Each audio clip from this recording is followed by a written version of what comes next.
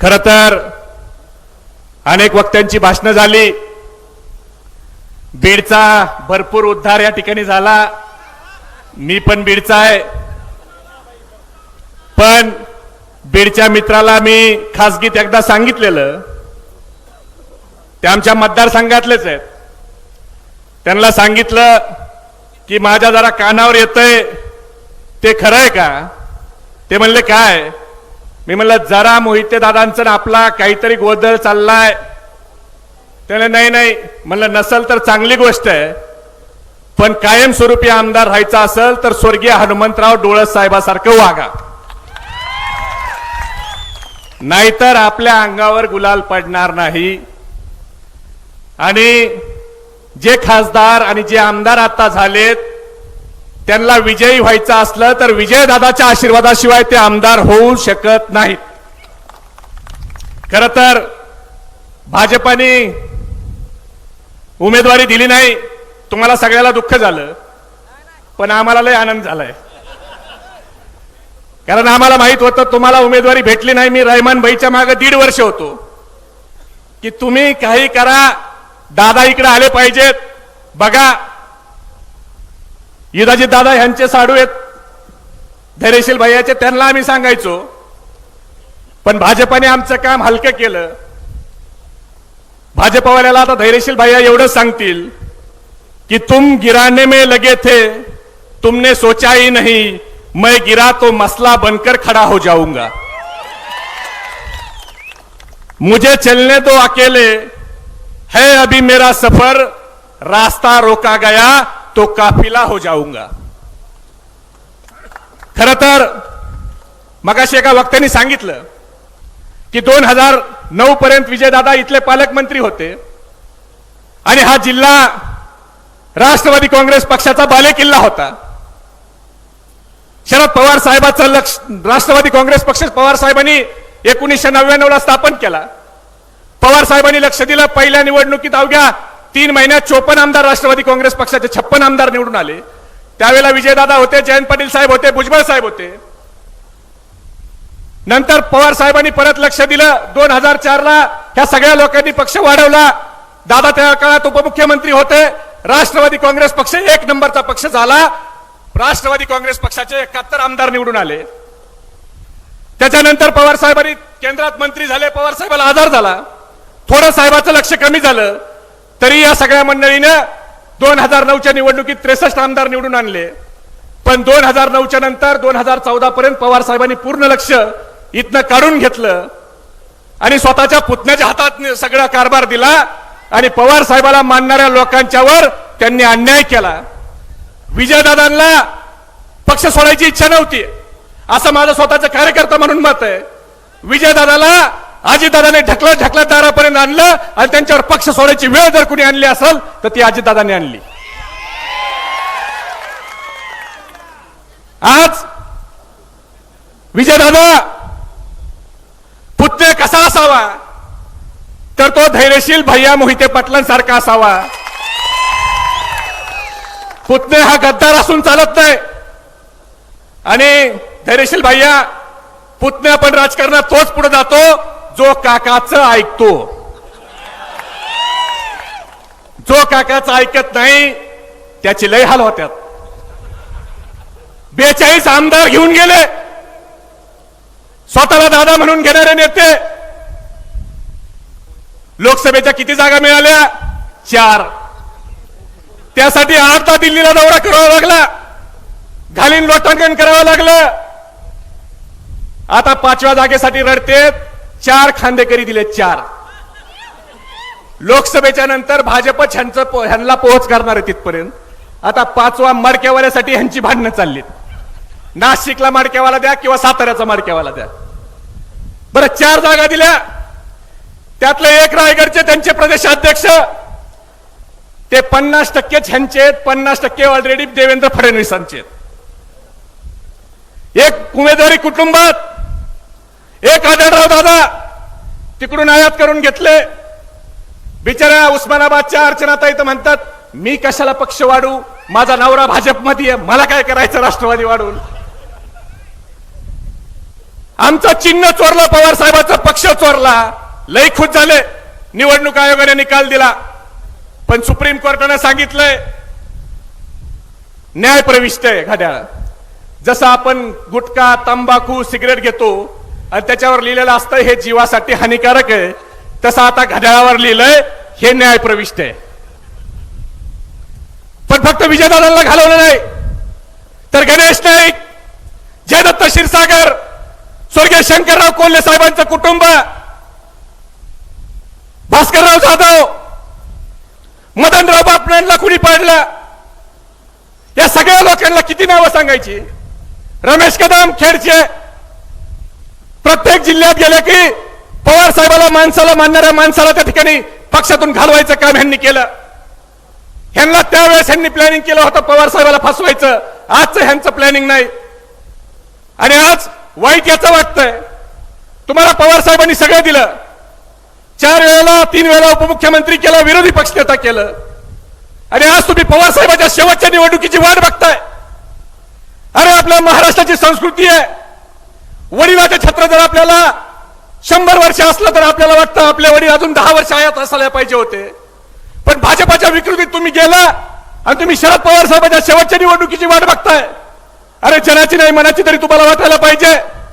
एक बाजार बुणगा उठतो आणि तो म्हणतो पक्ष स्थापन केला म्हणून पक्ष काही शरद पवार साहेबांच्या मालकीचा झाला का. आता उद्या हा बाजार बुणगा उठून याच्या बापाला जाऊन जर म्हणला की अरे बापा तू मला जन्म दिला म्हणून तू काय माझा बाप झाला का, तर नवल वाटून घेऊ नका. कारण आता हे भाजपाच्या विकृतीत गेलेत. आज पवार साहेबांवर टीका करताय, अजिबात सहन करणार नाही, मग तो कुणीही असो. आता त्यांची कार्यकर्ते म्हणतील सोशल मीडियावर ते महबूबचं काय एवढं दादांवर बोलतो, पवार साहेबांवर बोलतायत, त्यांची तेवढी पात्रता आहे. तुम्ही एक गोष्ट लक्षात ठेवा, तुम्हें वफा याद नहीं, हमें जफा याद नहीं, जिंदगी और मौत 2 ही तराने हैं, एक तुम्हें याद नहीं, एक हमें याद नहीं. आज काय परिस्थिती आहे. आज रणजितदादा मोहिते पाटील युवक काँग्रेसचे अध्यक्ष होते. मी जयंत पाटील साहेबांना अनेक वेळा सांगितलं मी राष्ट्रवादी युवकचा अध्यक्ष आहे. माझ्या अगोदर सगळ्या सुरुवातीला रणजितदादा अध्यक्ष होते. रणजितदादा मी 358 तालुक्यात फिरलो, ज्या ज्या तालुक्यात गेलो त्या तालुक्यात मला एक नाव, गडचिरोलीच्या आहेरीत गेलो तर तिथं मला सांगितलं की रणजितदादाच्या नंतर या तालुक्यात येणारा पहिला प्रदेशाध्यक्ष हे तुम्ही आहेत, तुमच्या अगोदर रणजितदादा आलते. 40 गावला गेलो तर ते सांगितलं. विजयदादा असतील, रणजितदादा असतील, मोहिते पाटील कुटुंब असेल, या सगळ्यांनी राष्ट्रवादी काँग्रेस पक्ष वाढवला. पण त्यांची इच्छा नसताना त्यांना सोडायला त्या ठिकाणी पक्ष भाग कुणी पाडलं. पवार साहेब ज्या वेळेला दादांना भेटायला आले त्या विजयदादा, त्यावेळेला मी देखील त्यांच्या सोबत होतो. त्यावेळेला त्यांचं फार बोलणं झालं नसलं तरी विजयदादा आणि पवार साहेब एकमेकाच्या डोळ्यात बघून एकमेकाच्या बद्दलचं जे त्यांचं प्रेम होतं ते प्रेम पाहून माझ्यासारख्या कार्यकर्त्याला त्यावेळेस पटलं होतं की हे आता कुठेतरी जुळणार आहे, कारण मधला अडथळा आता दूर झालाय. आज अडचणीचा काळ आहे पवार साहेबांचा, लोक सत्तेच्या मागे पळतायत. पण विजयदादांनी, धैर्यशील भाईयांनी आणि बाळदादांनी अडचणीच्या काळात शरद पवार साहेबाला साथ देण्याची भूमिका घेतली. हे राष्ट्रवादी काँग्रेस पक्षाचा कार्यकर्ता हा शेवटपर्यंत विसरणार नाही. आज मी फक्त जास्त बोलणार नाही. अभिजित दादावर गुन्हे दाखल होत आहेत का, तर ते पवार साहेबांसोबत राहिले. पण मी या गद्दाराला एक सांगतो, कुछ देर की खामोशी है, कुछ देर की खामोशी है, फिर शोर आएगा. अरे गद्दारो, तुम्हारा तो सिर्फ वक्त आया है, हमारा दौर आएगा. तुम्ही आम्हाला किती त्रास द्या, माझ्यावर तर दरवर्षी एक नवीन गुन्हा दाखल करतात.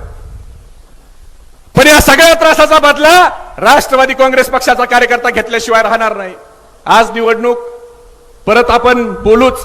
आपल्याला जयंत पाटील साहेबाचं आणि धैर्यशील भैयाचा ऐकायचंय. पण बाळदादाचा मी व्हिडिओ बघितला, तुतारी वाजवायची ठरली आणि गाडीत बसल्यावर व्हिडिओ बघितल्यावर शेखर माने साहेब, मी शेजारच्याला म्हणलं, बाळदादा म्हणले तुतारी वाजवायची म्हणजे 100% तुतारी वाजणार आहे. तर ते मला म्हणले, अरे माझ्यासोबत एक जण होता, नाही हो म्हणले, ते भाजपवाले लई दबाव करतात, लई प्रेशर करतात, लई आमक करतात. मी म्हणलं ते पाटील आहेत. आणि ते पण मोहिते पाटील आहेत.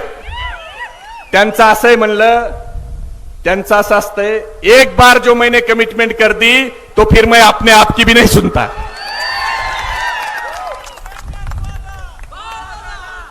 त्यामुळं ही निवडणूक मित्रांनो कोणत्या विषयावर जाणार आहे, मी एवढंच सांगून आपले 2 शब्द संपवतो. फक्त एवढंच तुम्हाला विचारायचंय की आता निवडणुकीत अनेक प्रश्न आहेत. ही निवडणूक उद्या जातीवादावर घेऊन गेली जाईल, उद्या अजून कुठं घेऊन गेली जाईल. पण मला एकच सांगा, आता जे हे पक्ष फोडतायत, पक्ष चोरतायत, पक्ष कुणाचे फोडले? पक्ष फोडला स्वर्गीय बाळासाहेब ठाकरेंचा. ज्या बाळासाहेब ठाकरेंनी मराठी अस्मितेच्या मुद्द्यावर पक्षाची स्थापना केली, ज्यांच्या करमुळीला धरून 25 वर्ष भारतीय जनता पार्टी प्रत्येक गावागावात निघाली, अरे ते भारतीय जनता पार्टीवाले त्या स्वर्गीय बाळासाहेब ठाकरेंच्या मुलाचे झाले नाहीत, तुमचे काय होणार आहेत? पक्ष कुणाचा चोरला? शरद पवार साहेबाचा. 25 वर्ष पवार साहेबांनी जे राष्ट्रवादी काँग्रेस पक्षाच्या नावाच्या रोपटं लावलं, त्याचा वटवृक्ष केला आणि त्या वटवृक्षाला पाणी घातलं. आज त्यांचा पक्ष चोरला आणि हे म्हणतात लोकशाही पद्धतीने आमच्याकडे पक्ष आला.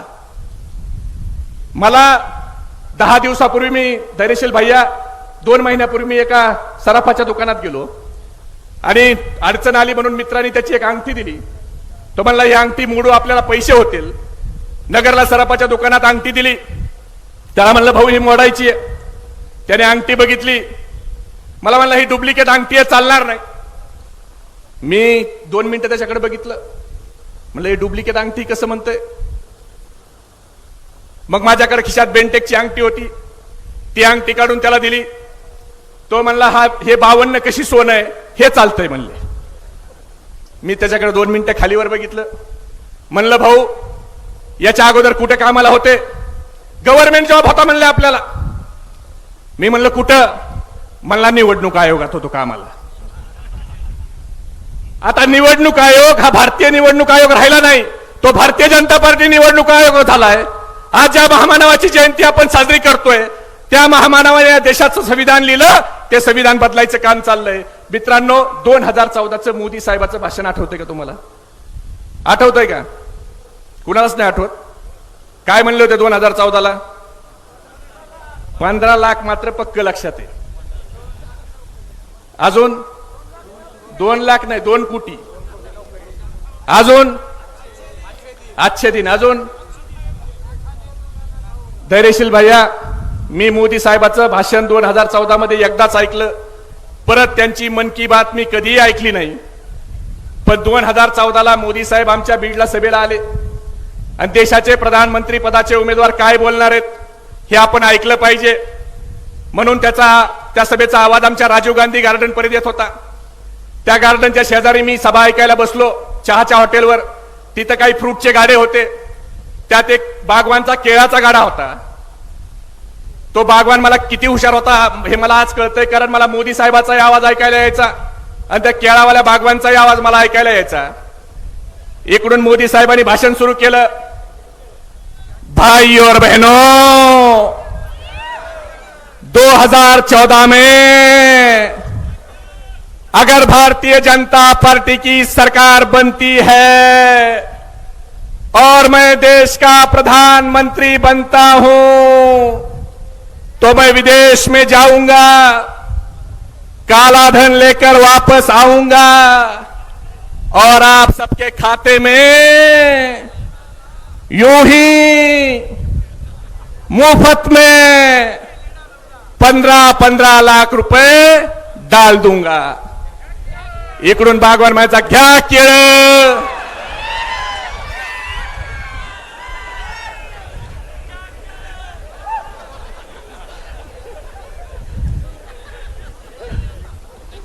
ती 15 लाखाची घोषणा अभिजित दादा तुमच्याकडे लोकांना किती खरी वाटली मला माहित नाही. पण दुसऱ्या दिवशी सकाळी एक पठ्ठ्या माझ्याकडे ऑफिसवर आला. मला म्हणला महबूब भाई माझा लय ओके कार्यक्रम झालाय. मी म्हणलं भाऊ काय झालं? म्हणला मला आता आयुष्यात काही काम करायची गरज राहिली नाही. मी म्हणलं काय लॉटरी बिटरी लागली का काय तुला? मला लॉटरी लागायची काय गरज आहे? आपल्या घरात 10 लोक आहेत, 15 लाख गुणिले 10 1.5 कोटी.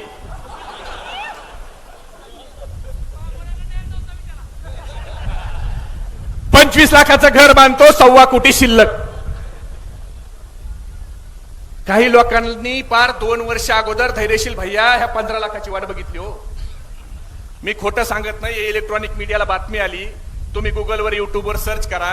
औरंगाबाद जिल्ह्यातल्या पैठण तालुक्यातल्या पाचवडच्या मोठे नावाच्या एका भक्ताच्या खात्यावर 15 लाख आले. जसे बँकेत 15 लाख आले, पठ्ठ्यानं मागचा पुढचा काही विचार केला नाही, डायरेक्ट पत्र काढलं आणि मोदी साहेबाला पत्र लिहिलं की धन्यवाद मोदी साहेब, माझ्या खात्यावर 15 लाख पाठवले. बँकेतून पैसे काढले, घराचं बांधकाम सुरू केलं आणि अख्ख्या गावात सांगत सुटला, एकटाच पठ्ठ्या इमानदार होतो म्हणून माझ्याच खात्यावर 15 लाख आले. 6 महिन्याने त्याला बँकेचं प्रेमपत्र आलं आणि त्या प्रेमपत्रात बँकेने लिहिलं की तुमच्या खात्यावर जे 15 लाख आलेत ते ग्रामपंचायतच्या वित्त आयोगाचे पैसे, खाते नंबर चुकलाय,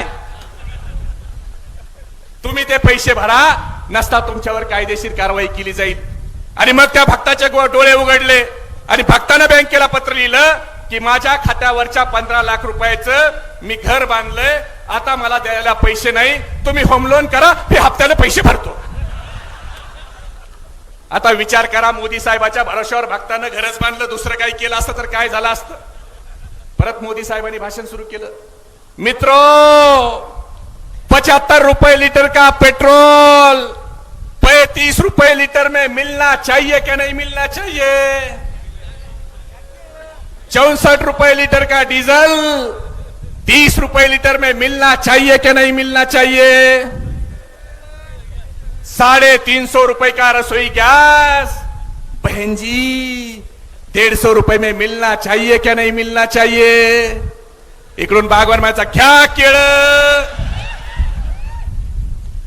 मोदी साहेब म्हणायचे, अगर मैं देश का प्रधानमंत्री बनता हूं तो हर साल मेरे युवा भाइयों के लिए 2 करोड़ रोजगार दूंगा.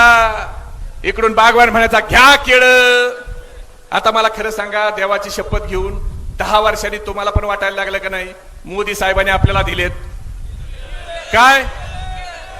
हे धैर्यशील भैया सगळ्यांचं म्हणणं आहे, पण या सगळ्याहून तुमचं माझं लक्ष विचलित करण्यासाठी उद्या निवडणूक आल्या की कधी हिंदू मुस्लिमची दंगल घडवली जाईल, एखादा भारत पाकिस्तानचं युद्ध घडवलं जाईल, एखादा मंदिर मस्जिदीचा मुद्दा तुमच्या समोर आणून उभा केला जाईल आणि ह्या सगळ्या गोष्टीहून तुमचं माझं लक्ष विचलित केलं जाईल. पण आता आपल्याला हे सगळे मुद्दे, ह्याच्या सगळ्या गोष्टी ह्या लोकांच्या लक्षात आणून द्यायच्यात. आणि या महाराष्ट्रात जे गद्दारी केली ती गद्दारी तुतारी वाजवा आणि गद्दारी हटवा हा नारा आपल्याला द्यायचा आहे. देणार का सगळे? धैर्यशील भैयाला ते तर होणारच आहे, ते खासदार होणार. शिवरत्नला येऊन विजयदादाचा आशीर्वाद घेतल्याशिवाय कोण खासदार माईचा लाल होऊ शकत नाही. याची कल्पना महाराष्ट्रात सगळ्याला आहे. आणि सोलापूर जिल्हा साहेब परत एकदा आता विजयदादा इथं आलेत, परत राष्ट्रवादी काँग्रेस पक्षाचा महाराष्ट्रातला बाले किल्ला हा सोलापूर जिल्हा झाल्याशिवाय राहणार नाही.